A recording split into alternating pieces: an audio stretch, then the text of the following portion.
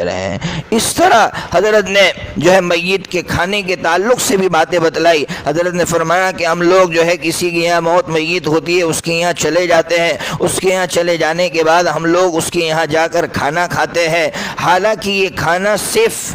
میت کے ان رشتہ داروں کے لیے ہے جن پر صدمہ طاری ہوا ہے، جو آج کھانا نہیں پکا سکتے، لیکن ہم لوگ یہ بہانہ بناتے ہیں کہ ہم مہمان ہیں اور مہمان کا لیبل لگا کر ہم لوگ کھانے کے لیے بیٹھ جاتے ہیں، حالانکہ اس مہمان کے لیے کھانے کی گنجائش ہے جو مہمان اپنے کھانے کا انتظام کسی دوسری جگہ نہیں کر سکتا۔ آج تو جگہ جگہ ہوٹل موجود ہے، آج تو ہمارے رشتہ دار ہوتے ہیں اس محلے میں، اس کے باوجود ہم لوگ میت کے گھر پر جا کر کھانا کھاتے ہیں۔ حضرت فرماتے ہیں یہ مسلم معاشرے کی بہت بڑی غلط فہمی ہے۔ اسی طرح نمازوں کے بعد کی جو دعائیں ہیں، فرض نمازوں کے بعد کی دعائیں، مجھے یاد پڑتا ہے کہ حضرت جب ہمارے یہاں دمن تشریف لائے تھے، ایک امام صاحب نے فرض نماز کے بعد زور زور سے دعا منگوائی، تو حضرت نے فرمایا نہ تو نے دعا مانگی اور نہ مجھے دعا کرنے دی۔ آپ سمجھ سکتے کہ حضرت یہ کہنا چاہتے تھے کہ فرض نمازوں کے بعد کی جو دعائیں ہیں وہ انفرادی ہے،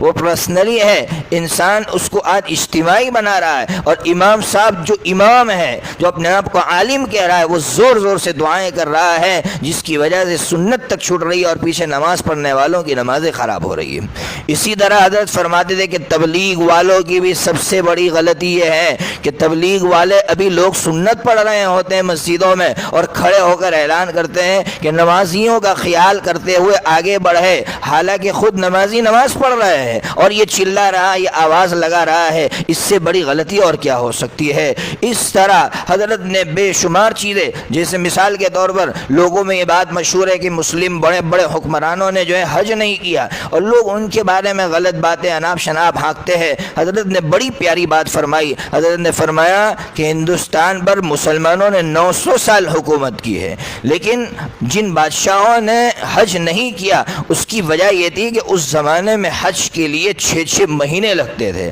اگر یہاں کے حکمران ملک کو دوسروں کے حوالے کر کے اگر حج کے لیے روانہ ہو جاتے تو آپ سمجھ سکتے ہیں کہ اس وقت ملک کی کیا حالت ہوتی اور ملک کو انارکی کے حوالے کرنا ہوتا۔ اس لیے حضرت نے بہت سی ایسی باتیں ہیں کہ جس کو ہم بھلا نہیں سکتے ہیں، اس کے لیے مستقل ایک دفتر چاہیے۔ لیکن بس میں اتنا ہی کہوں گا کہ حضرت الاستاذ نور اللہ مرقدہ کی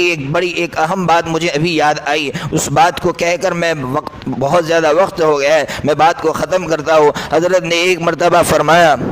کہ بہت سی کتابوں میں یہ لکھا ہوا ہے کہ جہاں فتنے کا اندیشہ ہو وہاں مسائل بیان نہیں کرنے چاہیے۔ مثال کے طور پر مثال دیتے ہیں لوگ کہ اگر کوئی شخص اکیلا ہے صف میں اور اس کو یقین ہے کہ اب کوئی شخص نہیں آئے گا تو اگلی صف میں سے ایک شخص کو کھینچ لے اور اپنے ساتھ کر دے۔ وہاں لوگوں نے یہ لکھا ہے کہ یہ اس وقت ہے جب لوگوں میں فتنے کا اور انتشار کا اندیشہ نہ ہو۔ حضرت الاستاذ فرماتے تھے کہ کھینچو آگے سے لوگوں اس شخص کو، اور انتشار ہو تو ہو تاکہ لوگوں کو بعد میں پتہ تو چلے کہ کیوں اس کو کھینچا گیا اور مسئلہ کیا ہے۔ یہ تھے حضرت الاستاذ کہ جو ہمیشہ اچھی رہبری فرما کر گئے۔ حضرت الاستاذ کی ان باتوں کو ہم کبھی فراموش نہیں کر سکتے ہیں، اور میں حضرات علماء کرام سے کہوں گا کہ ان کے پاس جو باتیں حضرت کی موجود ہے اس کو جمع کرے اور امت تک پہنچائے۔ یہ وہ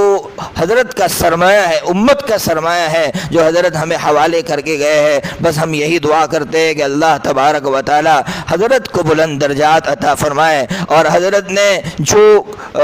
جو تصنیفی کارنامہ انجام دیا ہے، میں یہ کہوں گا کہ حضرت نے ایک ایک عالم کو شیخ الحدیث بنایا ہے، بخاری اور ترمذی پڑھانے کا گر دیا ہے۔ اتنی بڑی